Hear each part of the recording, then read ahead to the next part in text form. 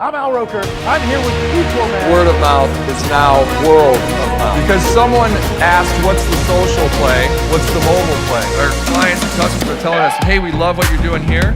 Are you doing more of that today? What I'm telling you here today, I'm not suggesting we get rid of face-to-face. Digital leaders are made, not born. On today's show, we have the CEO and founder of Amazon, Jeff Bezos. He started Amazon in July of 1994, and for almost a decade, if not more, the company did not make money. So everyone always would laugh and say, well, they don't make money. Why would you invest in Amazon? Well, those that did are happy campers today. Jeff Bezos is the richest man in the world at an estimated $137 billion. So without further ado, here is super tip number 1 from Jeff Bezos. I did do a lot of soul searching. I went to my boss at the time, and I really liked my job. And I told my boss I was going to go do this thing, start an internet bookstore, and my wife I'd already told my wife, and she's like, great, let's go. And I said to my boss, I was going to do this. He's like, this is a good idea. He said, I think this is a good idea, but it would be an even better idea for somebody who didn't already have a good job. And that sort of made some logical sense to me, and he convinced me to think about it for a couple of days. So I went away, and I was really trying to get my head around how to think about this. And I think, for me, the right way to make that kind of very personal decision, because those decisions are personal. They're not like data-driven business decisions. They are, what does your heart say? And for me, the best way to think about it was to project myself forward to age 80 and say, look, when I'm 80 years old, I want to have minimized the number of regrets that I have. I don't want to be 80 years old in a quiet moment of reflection, thinking back over my life and cataloging a bunch of major regrets. And I think that regrets, our biggest regrets, in most cases, you can murder somebody, okay, you'd regret that. But in most cases, our biggest regrets turn out to be acts of omission. It's paths not taken, and they haunt us. We wonder, what would have happened? I loved that person, and I never told them. And then they married somebody else. I didn't do this. And so that's the frame of mind that I put myself in. And once I did that, once I thought about it that way, it was immediately obvious to me. I knew that when I'm 80, I would never regret trying this thing that I was super excited about and it failing. If it failed, fine. I would be very proud of the fact when I'm 80 that I tried. And I also knew that it would always haunt me if I didn't try. And so that would be a regret. It would be a 100% chance of a regret if I didn't try, and basically a 0% chance of regret if I tried and failed. So I think that's a useful metric for any important life decision. Now, we purposely started off with this tip because I think it resonates with so many of you out there. And it resonates with me because I had to go through the same process. He had to make that hard decision. He had a great job. I think there's a big misnomer out there in the media, propagated by a lot of folks, that most startup entrepreneurs hate what they're doing, so then they move on. In fact, it's probably the opposite. The hardest decision is when you actually enjoy what you're doing, but it's not your absolute passion. And that was true for me.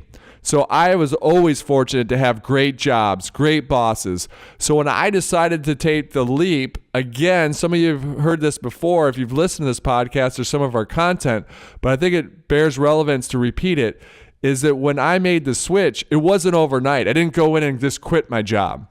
I was able to, and was fortunate to talk with my boss, who is the founder of a very large company, and ask, can we kind of straddle this? Can we have a win-win situation? So I actually then served as an advisor, got rid of my global team, my global digital team, and just served as an advisor for a couple of years as I started to write the books, as I started to speak. Because before, what I was doing was just taking a vacation day, and I was exhausted. I'd fly to Buenos Aires, be on stage, and then fly the next day to be in front of my team.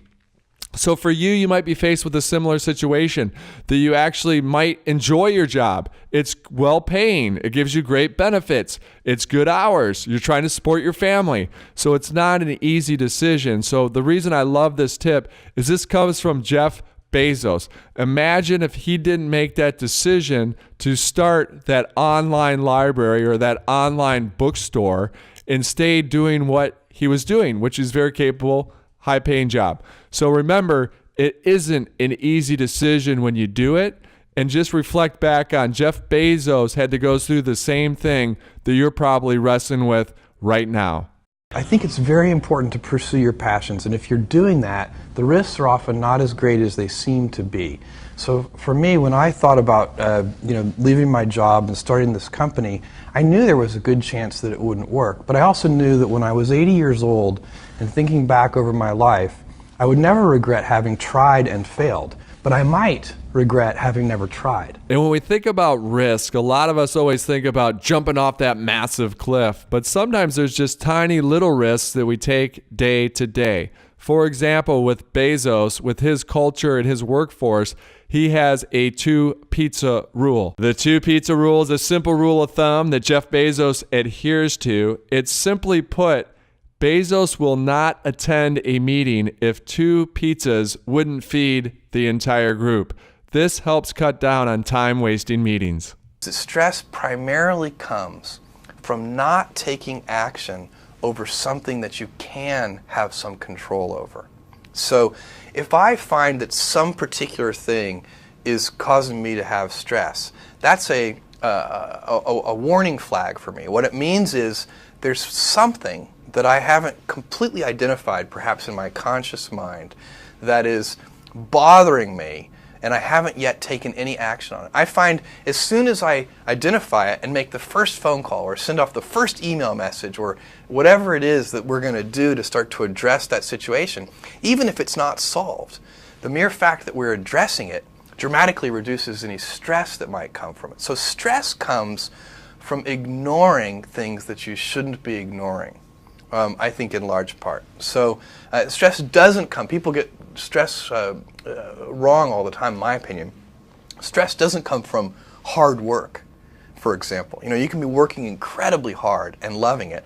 And likewise, you can be out of work and incredibly stressed over that.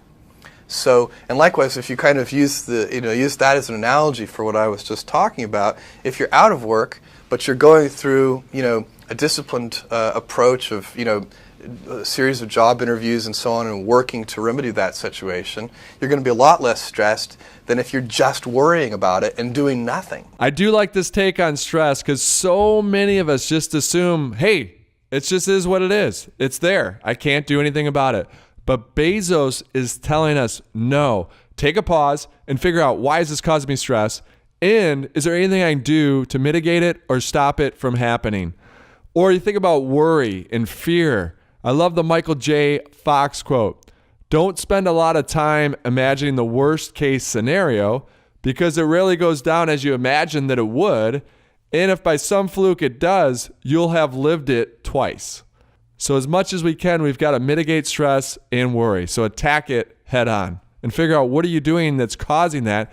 And can you stop doing that? We have to remember and remind ourselves that Bezos is a long-term thinker. For a lot of his projects and products at Amazon, he took a loss for many, many years. And then crazy enough, some of you may be aware of his clock project. It is designed to last 10,000 years. It's being built in a mountain in West Texas, the middle of nowhere, for an estimated $42 million. That's right, it's going to last 10,000 years. Now, before you freak out at the cost of $42 million, you have to remember that a dollar spent by Bezos, $1.7 million spent by Bezos is the equivalent of us spending a dollar. That's right. Think about when you spend a dollar, Bezos can spend $1.7 million. That's the equivalent of a dollar for most average workers in the United States. That's it for today's Super You podcast with Jeff Bezos. To ensure you get the next podcast, hit the subscribe button below. Our next guest will be Microsoft's Bill Gates. Jeff Bezos ushered in the new year in unusual fashion by riding a horse into a cowboy apparel store. The World's Richest Man was filmed by the staff of Kimosabe in Aspen, Colorado, trotting into the Western-themed shop and raising his hat to cheering onlookers.